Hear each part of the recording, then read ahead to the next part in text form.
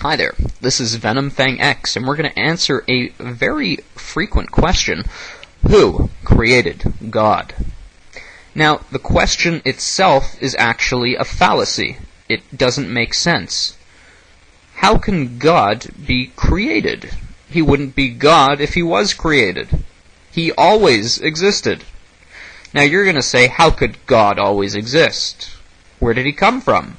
Well, if he always existed, he didn't come from anywhere. He's always been there. And so you say, how is that possible? Well, that's a fair question, so let's answer that.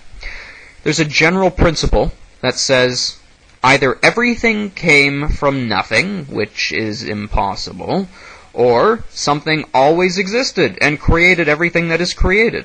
You have no other choice, so which is it?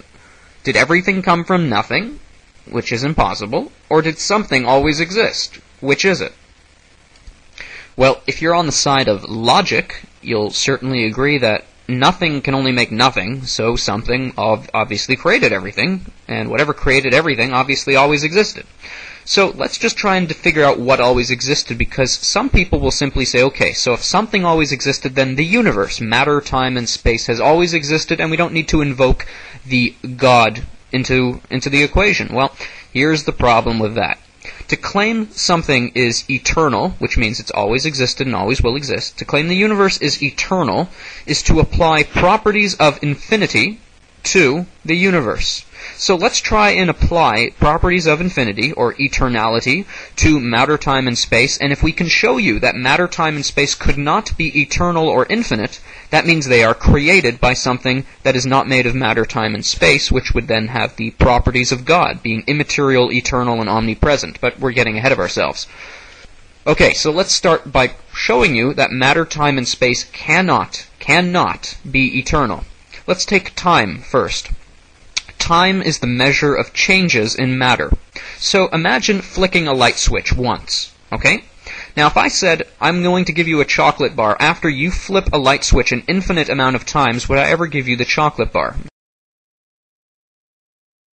The answer is no, because you can't flip a light switch an infinite amount of times. You'd go 1, 2, 3, 4, 5, and you'd go on forever, and you'd never reach infinity. You would always have a finite amount of light switch flicks. So you can't reach infinity using finite instances, or another way of putting it, you can't have an infinite amount of finite things. So time, we know, had a beginning because there could not have been an infinite amount of time before right now. That's simply logical.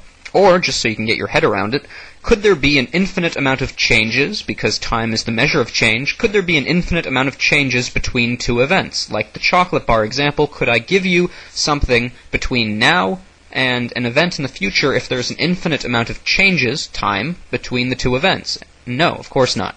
So that means there couldn't have been an infinite amount of time changes before right now, because we never would have reached this moment in time. Now, if time is finite, which means time had a beginning, and you can't have matter without time, because if you have matter, when do you put it? But there's another way to prove matter can't be infinite either. It's the same way as using the light switch. If there can't be an infinite amount of finite things, then all we need to do is show you that matter itself is finite. So take the nearest object to you, and the nearest one to me is my microphone, or my mouse and keyboard. How many times would I have to multiply, subtract, add, or divide my mouse and keyboard or microphone against itself in order to reach infinity? Well, let's try it. I have one mouse and keyboard. Let's add another one. So now I have 2 mice and keyboard. Let's add another one. Now I have 3 mice and keyboard. How many times would I have to do this in order to reach infinity? The answer is I would never reach infinity, for the same reason you can't flick the light switch an infinite amount of times.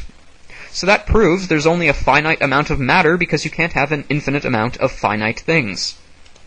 So we know that matter and time are finite, which means they had a beginning, that they are created, that they cannot be infinite, which means space cannot be infinite, because space is only the measure of the distance between matter, and if matter ceased to exist, there'd be a vacuum, there'd be no space.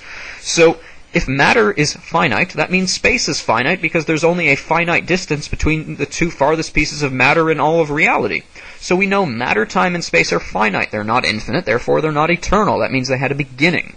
So what created matter, time, and space? Well, if something exists without matter, time, and space, that means Well, let's figure out the properties of something that exists without matter, time, and space.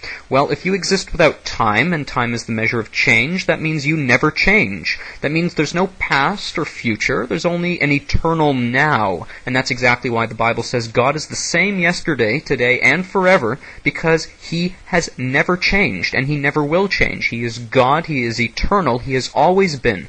Has it ever occurred to you that nothing ever occurred to God? The past, present, and future are all one, and that's why God knows the future, because He's eternal and exists outside of time.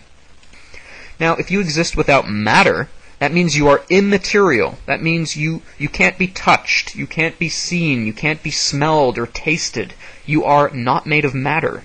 Now, if you exist without space, that means you are inspatial or omnipresent. You are everywhere. You're not bound by spatial restrictions. So, something, and we know this as a fact, because we know matter, time, and space were created, and the only thing that can create matter, time, and space is something that exists without matter, time, and space, because if it existed with matter, time, and space, then matter, time, and space wouldn't be created.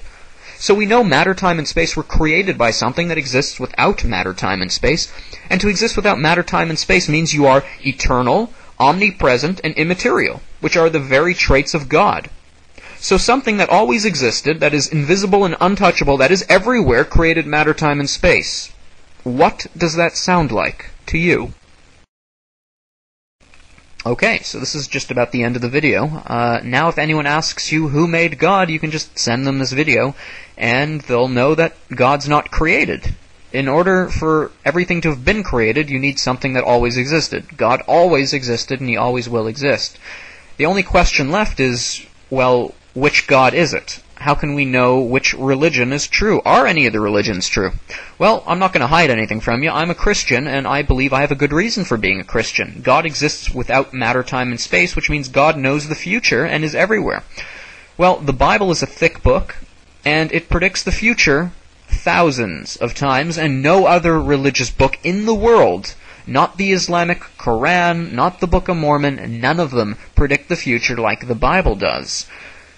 That is proof that the Bible was written by God, because men do not know the future, but the Bible sure does. Now, you probably want proof of prophecy. Well, if you check my videos, I've got a few videos about prophecy. You can also do a Google search. Jesus Christ alone fulfilled over 360 prophecies concerning Himself. The Jewish prophets, who lived well before Christ by hundreds of years, foretold His coming in intricate detail.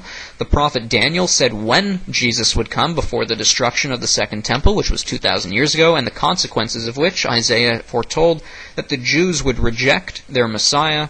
He would be beaten and crucified and be raised from the dead, and bring the Gentiles, which are the non-Jews of the world, to worship the God of the Jews, which is exactly what's happened. There are 2 billion Christians on the planet now, and they worship Jesus Christ, who claimed to be the God of Israel.